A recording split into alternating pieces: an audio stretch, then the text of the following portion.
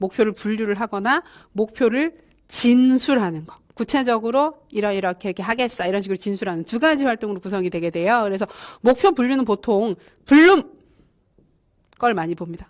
블룸이 인지적 영역과 정의적 영역의 목표를 분류를 했거든요. 그 영역 공부를 하시게 되는데 모르겠어요. 모르겠다는 게 블룸은 굉장히 중요한 학자인데 지금 그러니까 작년 올해 시험의 유형을 보게 되면 그런 부분들을 디테일하게 쓰라고 할까 싶은 생각이 있긴 있어요. 근데 또 그렇다고 방심하고 안 외우기에는 좀 찜찜한 부분이거든요. 그래서 블룸은 목표 분류 같은 경우에 최근 분위기에서도 보면 5급 시험에서도 좀 물어보는 경향이 있긴 있기 때문에 인지적 영역의 목표 분류 정도는 그래도 외워두는 게 좋지 않을까 싶은 부분이고, 목표 진수라는 건 메이거의 진술 원칙을 많이 씁니다. 타일러도 목표 진술 원칙으로서 이원 목표 분류라고 해서 내용과 행동 영역으로 분류한다라는 두 가지 기준을 제시를 하긴 했는데, 메이거가 거의 다 우리가 쓰는 목표 진술은 거의 메이거 방식대로 써요. 그러니까 여기는 메이거까지 확인해 두시면 되겠고요. 메이거가 여기에 포함된다라고 하는 거 아시면 되겠고요. 타일러도 있고 메이거도 있죠. 그다음에 내용 선정. 자, 여기는 쌤들이 이해를 잘 하셔야 돼요. 내용 선정과 조직. 선정과 조직은 다를 것 같아 라고 생각을 하는데 막상 보다 보면 비슷한 거 아니야? 라는 생각을 하신 경우들이 제법 있어요. 자, 우리가 어떤 교육과정을 개발할 때 그러니까 무엇을 목적으로 교육과정을 만들 것이냐, 학생들이 마지막에 뭘 하기를 바래, 그건 이제 목표를 설정하는 거예요. 목표를 설정했으면 그 다음에 결정할게. 그럼 이 목표를 달성하기 위해서는 뭘 가르쳐야 해? 뭘 배워야 해? 이걸 결정해야 되겠죠. 가르칠 또는 학습할 내용을 선정하는 거, 고르는 거예요. 자, A라는 목표에 도달하기 위해서는 이걸 가르치면 되겠네. 이걸 가르치면 되겠네. 그 내용 자체를 고르는 게 내용의 선정입니다. 그럼 내용의 조직은 뭘까요? 내용을 골랐어요. 선정한 내용을 어떤 방식으로 구성할 것이냐. 뭐를 먼저 가르칠 것이냐, 뒤에 가르칠 것이냐, 가르치는 내용들을 섞어서 동시에 가르칠 것이냐, 이런 부분을 결정하게 되는 것이 조직에 해당하는 것입니다.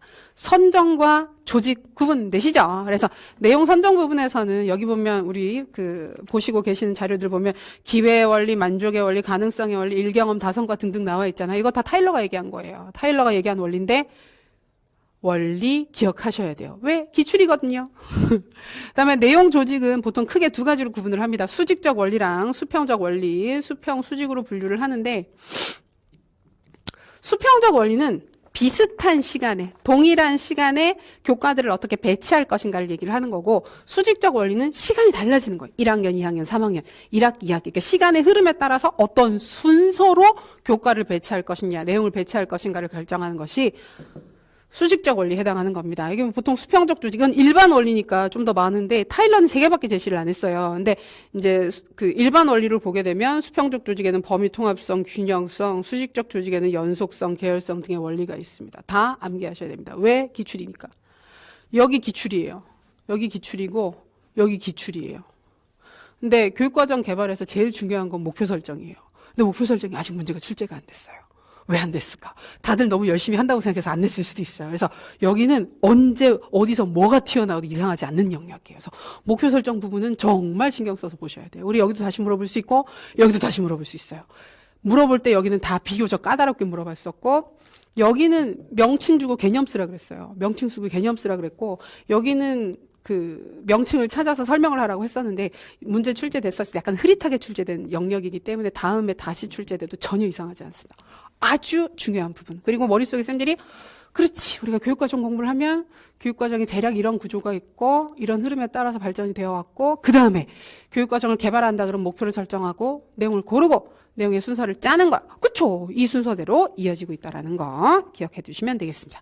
이건 일반적 원칙이었고, 이런 일반적 원칙에 있어서 구체적인 개발 모형, 제가 그 모형 뭐라 그랬습니까? 보고 따라할 수 있는 거라 그랬었죠. 따라할 수 있는 거라서 여러 학자들이 학자 이름들 나오죠. 그리고 학자 이름 나오면 맨날 나오는 질문 중에 하나가 사람 이름 다 외워야 되나요? 라고 물어보시는데, 사람 이름 외우는 게 좋습니다. 외우는 게 좋습니다. 그래서 굳이 안 물어보면 대답은 안 해도 되는데 우리가 뭘 찾을 때 좀 근거가 되기도 하고, 알고 있으면 그런 부분들이 좀 편하게 접근이 되는 부분들도 있으니까 외우